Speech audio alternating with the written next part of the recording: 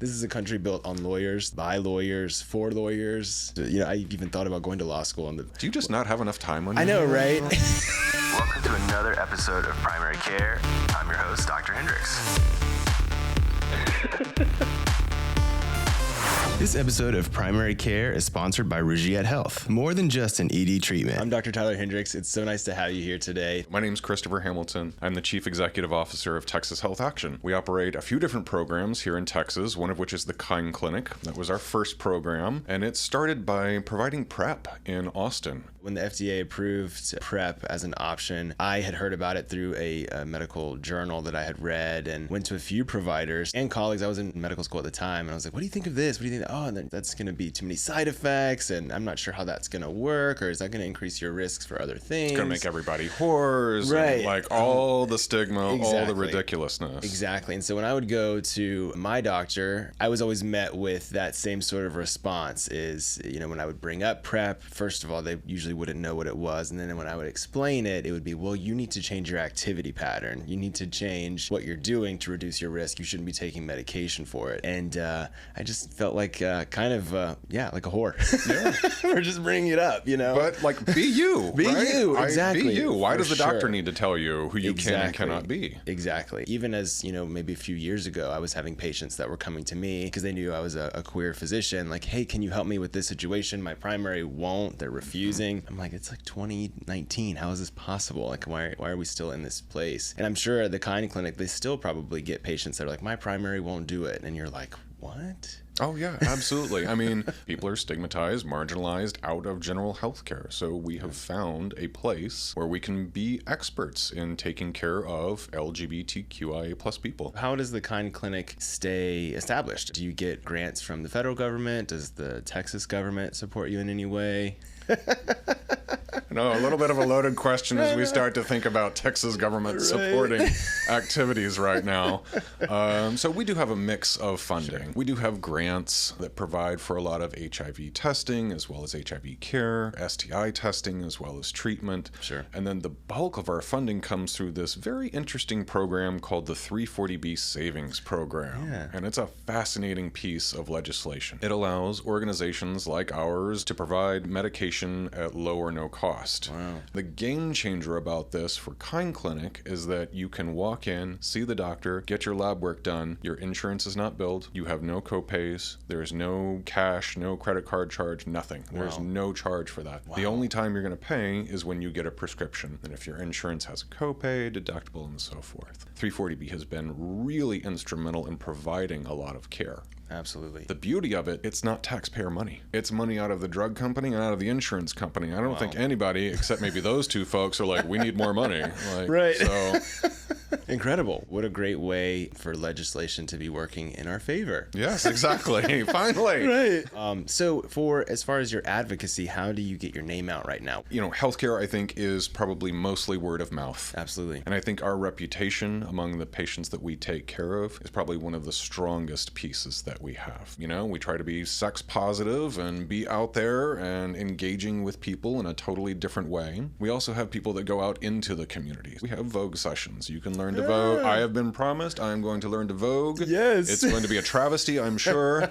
And I know, like, if somebody is interested, you can follow our social media, probably Instagram, follow Kind Clinic, and then we always are posting, hey, this activity's happening. Yeah, I mean, my partner and I just moved here back in January. We're not very good dancers, so any opportunity that I can learn any technique that may help me in some capacity to improve my... We'll get you some duck walk lessons. We'll get you out there. Please. We'll make a date. That'd be awesome. That would be awesome. When this came out, when PrEP was available, I was actually in a committed relationship at the time as well, but I just wanted that peace of mind, that extra layer of protection that I could just take a deep breath and not have to worry about it days later. That post-sexual shame can last a few hours, a few days, a few weeks, and years. Years. Do you see many patients that are kind of confused and not sure if PrEP is right for them? That's the whole point, is being able to have that conversation with a knowledgeable and affirming healthcare provider. Right. Somebody that knows and is able to talk to you and say, all right, let's talk about your risk behaviors. Yeah. Not about you as a risky person, but talk about the type of sex that you like to have. How often is that? Yeah. And then being able to figure out what level of risk goes with those different behaviors, and then help that patient, so that they can make a decision that is best for them. When PrEP first started, it was a once daily pill. Yeah. And now we have an injectable, which whoa. Yeah, every 2 months. Wow, what a game changer. Yeah. So I saw this, for those of you who don't know, this injectable medication. I have a lot of patients that have asked me about it, and I always say, I guarantee if you go to a PrEP clinic, they will probably be able to help you a lot easier because they do it very often. Of course, you can go to your primary doctor who may have a good relationship with you, but it's still very awkward to have that sexual discussion with someone who's not hearing it all the time. And if your if your doctor is not used to seeing queer patients or sexually active patients, going to a clinic like the Kind Clinic where you're seeing those types of patients dealing with this type of treatment plan repetitively throughout the day, they're the specialists basically. Right. They know what to say. They've heard it all. You have a kink or a fetish that you're confused about. These are the providers who are going to have that medical backing to support that and make you feel comfortable. My primary doctor currently is queer, but I'm not sure I want to talk to him about my sexual life. In mine, I'm pretty vanilla, and so that's even to say that, but for people out there, just finding comfort is, I think, really important in that environment, especially when it can be a lot of guilt and shame that we're still all processing regardless of how sex positive we may present. Do you feel as though your providers are kind of in that sort of loop of things? Just December 1st, World AIDS Day, we in Austin did a 24-hour event. 24 hours of HIV testing, STI testing, drop in. If you want to start PrEP, come on. We did everything for 24 hours. And I was at, our nurses station in the middle of the clinic, and it was early in the morning, and one of the providers comes out and is like, okay, my patient has decided that he wants to start bottoming, and so everybody kind of gathers around and is like, okay, here's the websites, and go look at this, and here's and don't forget, the enema, and just crowded around, provided the resources, and providers able to go back in the room okay, I gotcha. Yep. This is how you can start. Yeah. So do people ever get to volunteer or get to help? We have a lot of volunteer opportunities. Yeah. Austin, Dallas, and San Antonio, where we also have Kind Clinic locations. The Hell Country Ride for AIDS. Waterloo Counseling Center has been a beneficiary of that. During MPOX, surge last summer, we were able to partner with nursing school and EMT students. So we were then, through those volunteers, able to distribute thousands of MPOX vaccinations. Yeah. So volunteers have been vital, and it's actually been the core in how we started as an organization. It was all volunteers for the first year or so before we were able to really get up and going. I will say that's one thing about the queer community is we love to work together. Well, we're under attack also. At all times. We have to take care of each other. We have to look out for each other. It's true. For people who aren't aware, Mpox is more of a politically correct term than monkeypox. They've been trying to change the name for some time, considering none of us are monkeys, and I've been vaccinated, so I like the name change as well. When that sort of was going on, of course, the queer community was very quick to get involved and get vaccinated to protect ourselves. I think it was a huge reason why we say that it's no longer really a threat as much as it used to be. How did you see the Austin community respond to Mpox? In Austin, we've seen 2 incubation cycles without any diagnoses. So that is a success here in Austin. So I think it's been very successful. And it's because we all came together. Hey, we've got doses here. Can we send you patients? And we were just really trying to move people around. And that was the best moments of community when we were all working together, because we just learned what happens in a pandemic. So let's not have another. Right. Living in Jacksonville, Florida, when the vaccines were supposed to be available in Florida, I was constantly calling the Jacksonville, Florida Health Department location and was continued to be like, we don't have them yet, and you're not high risk. Even if you were high risk, it's not available. And just trying to it felt as though even as a provider, they just couldn't give me any information, and I was confused. Yeah. Oh, yeah. I mean, it is a confusing Byzantine bureaucratic system. Yeah. Other states, you would see in the news, New York and California, and people are getting vaccinated, and it just works, and their health department's doing stuff. Yes. That's not how Texas works. There are a majority of Texas counties that don't have a local health department. Wow. This wasn't like go to, your local pharmacy and just like, oh, okay, I'll take one here, please. Yeah. It had to come from a strategic stockpile. We got our vaccines in South Florida, which is maybe 5 hours from where we live in Wilton Manors, which is a predominantly LGBTQ plus community. I would consider my partner and I low risk. We don't even really socialize that much. We're still enjoying our pandemic man cave. So we're definitely a little more social now, but at the time I just remember going to the clinic too in South Florida. They didn't discriminate against anyone. They wanted to get everyone that was there vaccinated, and they had the ability to do so as long as you had a scheduled appointment. So we were seeing some women who certainly I think fell through the cracks in this. There are still high risk women out there, or just women who want to protect themselves because they hang out with a bunch of queers like us. Right. I think that's been the challenge in public health messaging, is that so much of it comes down to an identity instead of behaviors. Right. And that doesn't matter. It's not about your identity. It is about the behaviors that are going to put you at differential risk. Exactly. We've gotten a little better in the Mpox response. For sure. In talking about behaviors. And if these are the behaviors you're engaging in, this might be a more high risk category for you, and maybe you should consider vaccination. Yeah. If you are doing these things, staying at home in your man cave, maybe you are at lower risk. Right, exactly. But again, that's giving people information for them to understand what their risk is. Exactly. And that's, I think, one of the biggest challenges we have, is getting people to understand and evaluate risk for themselves. Exactly. It's not just about Mpox, it's sexual health. Right. It's pretty much all of our health. Exactly. A lot of my patients ask me, what would you do? And I'm always like, you don't want to know what I want, because we're different people. We may have a lot of similarities, but what's best for you? There are these risks, there are these benefits. A lot of the physicians, when PrEP first came out, I feel as though it was like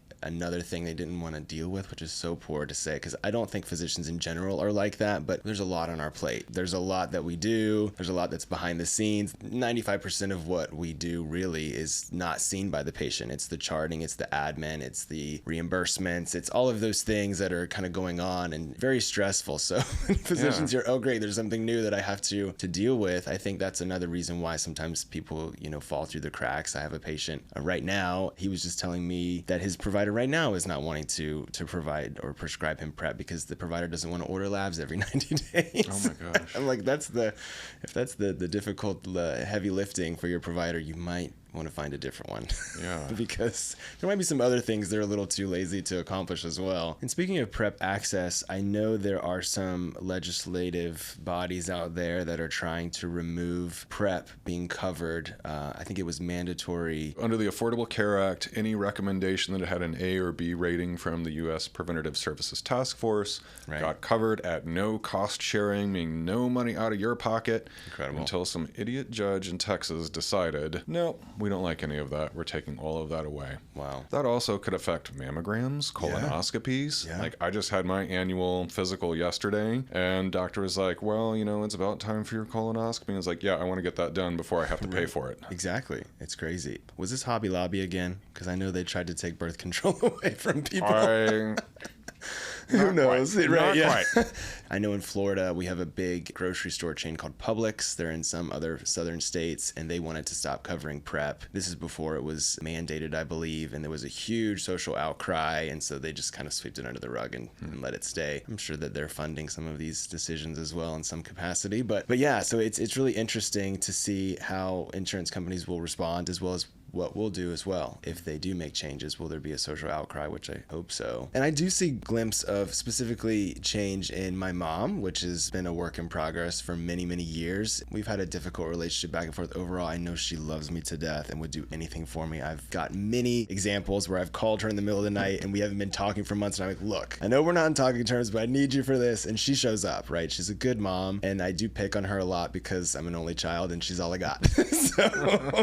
But she's really starting to, I think, open her eyes to some of these things as not being fair, right? One of the most recent things in Florida, they just passed a bill that you don't have to have a permit to purchase a gun. You can walk into your local gun store, which is more prevalent than Walmart's in Florida, and just purchase one with no sort of tag attached. And my mom's like, I don't think that's a good idea. And I was like, wow, It is not. we're making change. Living in Texas, it is not. Yeah. I mean, Is that how it is here? do whatever you want. I mean, like, it should no longer be friendship on the state motto. It should be partisanship and do whatever the hell you want unless you're LGBTQIA. Yeah. Like, that's where it's headed. The gun violence epidemic in our country is beyond out of control. My husband and I were watching the news last night, and there was another mass shooting in, I think it was Atlanta. And he's like, another one? It was like, every day. Every day. Every day. I don't understand how we can allow it to happen in schools and still say that it's like a mental health crisis that we can't fix. I actually just read a report about this traveler who went to Japan, and he noticed with his partner as they were going around, they saw a lot of children who were alone. A lot of children kind of doing chores or running errands, and they were by themselves. No parent, no adult with them. And so he brought this up to one of his tour guides, and he's like, hey, I keep seeing all these kids who are wandering around alone. And the guy was like, well, in Japan, as a society, it's our job together to make sure all children feel safe, whether they're with their family or alone. I don't know the exact data, but I did look up that Japan is one of the safest places for children. The number one cause of death for children there is not homicide or gun violence. Right. Like, gun violence is here. I think we've also, over the course of our time, have not really worked at being a culture of trust. For sure. And that is continuing to erode in our communities. Yeah.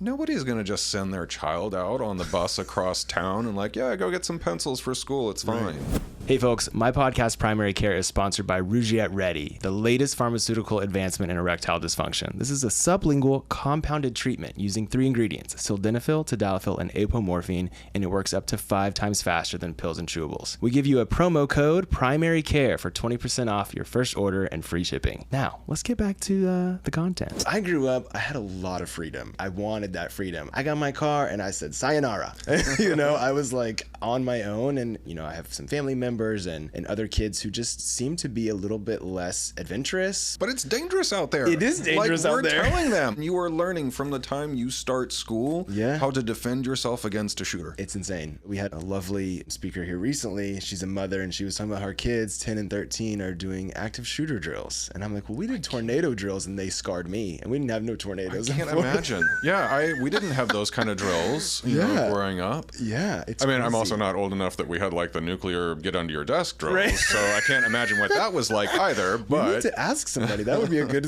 terrifying experience too. But yeah, I don't know if you saw recently that someone was knocking on someone's door. Wrong door, wrong driveway. All of these. I'm like, why? Why is this a thing? It just boggles my mind. And then it perpetuates more fear, more incidents like this to happen, because you're even more scared of who's coming in your driveway or who's coming to your front door. I have a friend that's now like worried about his safety, and so he wanted to go get a gun. Yeah. And learn to use it to defend himself because all these other people have guns. Right. And so who's winning here? The gun industry? The lawyers, fear industry? Lawyers win. They always win. They always win. This is a country built on lawyers. This is a country decided by lawyers, for lawyers, with lawyers. I know some lawyers. There's plenty of lovely lawyers out there. We wouldn't be where we are society-wise without the good lawyers who fought to get us here. So kudos to them. I just, I even thought about going to law school, and like most recently too, I've been like, well, do you just not have enough time on your I know, hands? right? I know. I know, right? I know. That's what I told myself after that first thought came up, but I just feel so powerless sometimes. I'm still scared. I'm still confused. What more can I do to build my safety without purchasing a gun? Because I will not do it. And instead of feeling powerless and allowing that fear to take over, maybe just get more involved and talk to people in your community and learn from each other. I mean, I guess in the queer community, we're a little bit different because we really do, I think, have a huge social aspect to us, and we like to engage. I don't know. I'm old and tired and go to bed early, so like... Same. I go to bed. Well, I just don't leave my house. COVID, of course, disrupted our entire way of being in terms of socialization and coming out of whatever we're going to call this now. Right. We're still relearning some of those social engagement muscles, right? We haven't worked them in a while, so we got to practice. And like, I remember the first time I was at a gala, I was like, well, this is awkward. I'm like, oh, right, I got to talk to people. And like, I mean, it's just it was such a change, right? It is. To try to do that again. I think between gun violence being an epidemic, I think social isolation probably is also going to be an epidemic. For sure. It is severely going to have negative consequences on mental health for people. So the Kind Clinic is specifically for Texas, right? So the Telekind as well as most Correct. Just working in telehealth myself for many years, I'm aware of Folks Health. I follow a lot of the girls from Drag Race on social media. So I think Laganja Estranja is one who posted about her relationship with Folks, and it's been really easy for her to transition. Of course, she's in California, so it kind of makes it a little bit easier all the way around. But definitely there are telehealth resources if you are not comfortable seeing a doctor in person, which I work in sexual health. So that's another issue where people typically like to talk more online. They feel a little safer at home, especially when you're first meeting a provider. But I think it could be a great way to at least establish some information. I'm sure that even if you're not necessarily interested in starting treatment right away, it's great to still meet with a medical doctor and talk about what's going on and how you're feeling. Teletherapy is incredible. I think it's just really about starting that conversation and trying to learn as best as you can. I always say this to my patients too. They say, oh, I shouldn't be Googling. Google is a great resource. You take all the things that you find on Google that are interesting to you or you have questions about, and you bring them to me. Bring them to a doctor who can discuss them with you. And I love it. I love when they come with questions. Like, that's the best part of my job. It makes my job easier too, to understand that this person is very interested in their health. They're going above and beyond. They're likely going to listen to what I have to say and follow through with their treatment plan. So it's a good flag for me if you've done research. Now, if you come with me and you're saying, this is what I read on Google and I know it's true, then we're probably going to bump heads a little bit. But if you have an open mind and understand that it's really meant to be a place where you can plant seeds in your head to ask questions, I think Google can be a great resource. Everybody's journey is going to be different. Not every intervention, be it, medication or surgery, is right for everybody. It's not an all across the board, exactly everybody gets the same thing. Everybody's an individual. If you are the person that knows you best, listen to yourself. Go talk to your doctor about that. Absolutely. Make that decision with the most information available to you from reputable sources. Exactly. So if you don't mind getting a little personal just while we're here on the end, can you tell me what's kind of led you throughout your life to this point? So I also grew up in a very conservative Christian household in the South. I'm from Houston, native Texan, haven't made it far. Throughout my life, I remember being in elementary school and actually telling the State Board of Education about this too one summer. HIV and AIDS was brand new when I was in elementary school, and they just pretty much said, gay men just get AIDS, and that's it. And that was the education. Okay, that's pretty horrifying. And at that age, I kind of knew, I didn't know if I was gay. I just knew I was kind of different and just didn't really have the words for it. And as I got older, started to figure out, oh, okay, I think I'm gay. Yeah. And it took me a long time to really admit that to myself, because of that religious upbringing, shame, stigma, all that goes into it. After a while, went to college, got a lot more of my own independence, was really able to come out to myself, was then able to come out to my family, started working, different jobs, and, you just have a job and whatever. And finally, through just weird happenstance circumstances and career, went to work for a medical school. Wow. Was doing, public relations, helping write grants, and some students decided that they wanted to put on this event, and this was early 2000s. There was no Obamacare, there was no preventative care. So we went to a rural area in Texas, and they had a health circus, and it was like a petting zoo and face painting and bouncy house and all these fun activities, but it was also child screenings and immunizations, dental screenings. And so they had gone out and partnered with local physicians in the community, and that morning there were 100 families lined up around this school that didn't have access to health care. Wow. And it was I got to do something else about this. This isn't right. Yeah. So that's when I went back, got a master's in public health, and I knew that being a gay man, one of the things that I wanted to work on was HIV. This was important to me. It was important to my community. So after grad school, went to work for an organization that did Ryan White planning, right? So Ryan White, significant funding source of HIV care in our country. So we had all of Central Texas, 43 counties of Central Texas. I was driving 4,000 miles a month going around this place. And that was a really incredible experience to be able to meet people in different parts of our state, to really understand healthcare, not in big cities, but also in rural areas where people may be even more stigmatized and shamed for diagnosis or behaviors or identity. And then from there, I decided that living in small town Texas was not what I wanted to do anymore. So got a chance to move to Austin, and I switched out of HIV and went to work in oncology and spent 10 years in oncology, from childhood cancer program all the way through adult cancer program, managing clinical trials research, all of these things. Wow. And then Kind Clinic said, hey, we're looking for our first CEO. And I was like, that is what I want to do. Yeah. That's what I want to do. And that was just over 5 years ago now. Incredible. So I have to say, you have quite a great charisma about you, obviously a great history to back up a lot of your knowledge. Any political ambitions ahead? I ran for the school board in Houston when I was 18. And that's Wow. probably the last office I will run for. I can actually get shit done where I am now, as opposed to in some kind of lawmaking body. It's so interesting to think that. And I think a lot of people too maybe don't know that you can have as much power in your community by just leading in whatever capacity feels good to you. I think sometimes we think, even myself, I'm like, well, maybe I need to be a lawyer so I can be a politician and make change, because that's who seems to be destroying everything. So maybe that's who can fix it too. But we're in a capitalist society, so you can fix things by convincing people that it's going to be a cost-effective means and help people along the way. And so, I think working in that capacity, you're even stronger and can be more effective as a leader.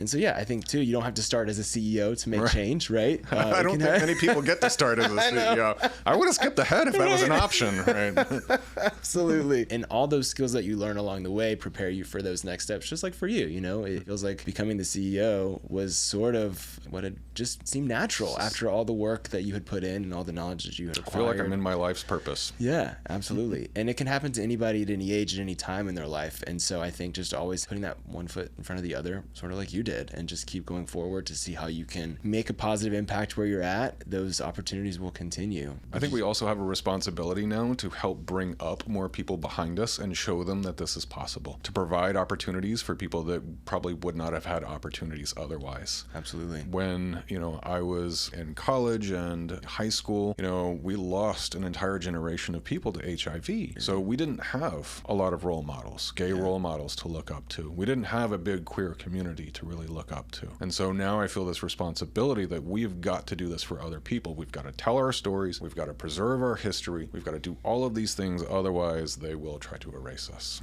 Yeah, and that's truly what kind of led me to starting this podcast. I have been on social media since I was in my early 20s. Definitely an interesting place to be, watching it grow as I grew, and have made a lot of interesting connections. A lot of young people have reached out to me to say, I didn't know you could live that authentically as a physician. I didn't know you could be queer and represent yourself in this way and, still be able to be successful, have a relationship, spend time with your family. I thought if I came out, all those things would go away. And I never really meant for it to be that. I just sort of wanted it to be like my diary or journal of things going on in my life. And of course, I only post the good things, as most people do. And there's many pitfalls in my day-to-day, and I have to deal with a lot of internal struggles, just like everyone else. But being able to come out here and talk about my story, talk about the things that I wish I did better, or the things I'm still learning, coming into my queerness, I think it's a really unique opportunity for me at this time in my life, because I'm really embracing my gayness, where I've always tried to be more of a hyper masculine, because that's what I thought would make me the happiest. I see a lot of myself too in people who maybe are anti-trans and not willing to budge, or feeling as though other people in our LGBTQ plus community are taking away things from each other. That's just not true. It's not a zero-sum game. I mean, I remember like in my early gay days and figuring things out, it was always like gays and lesbians like fighting each other. Like, why? Yeah. Like, this just doesn't make any sense. I mean,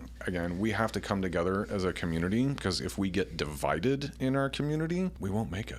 Yeah. Just because you think a certain way right now and you feel as though this is who you are, things can change. When I was 18 years old and really just starting to be gay and embrace being around other gay people, I would have labeled myself as a Republican, conservative Christian who really still wanted to be in line with what I thought my family would approve of. Earlier in my life, my family supported me financially and who I saw every day. So of course their opinion was really important to me, and who I was as a person was not as important, because I wasn't alone. I didn't have to really think about who am I really. As you get older, who you are becomes much more important whether you like it or not. You're going to start having those difficult conversations with yourself when you're alone. Am I living my most authentic life? And if you're not, it's going to come back to bite you. We're all here together. We all want access to healthcare. We all want access to education. We all want access to opportunity. peace. Just like that life, liberty, pursuit of happess thing. Yeah. Like, let me just have that slogan. Yeah. That's what we're supposed to be doing. If we could just get back onto that track. Let's go back there. If you're out there, you be you. Yeah. We'll be kind. Yes. I love that. And we'll keep being kind. Absolutely. Thanks again. Thank you. Yeah. Add us on Instagram at Primary Care Pod. Catch up on past episodes and don't miss out on new ones. Subscribe to the podcast on YouTube, iTunes, and Spotify at Primary Care Pod.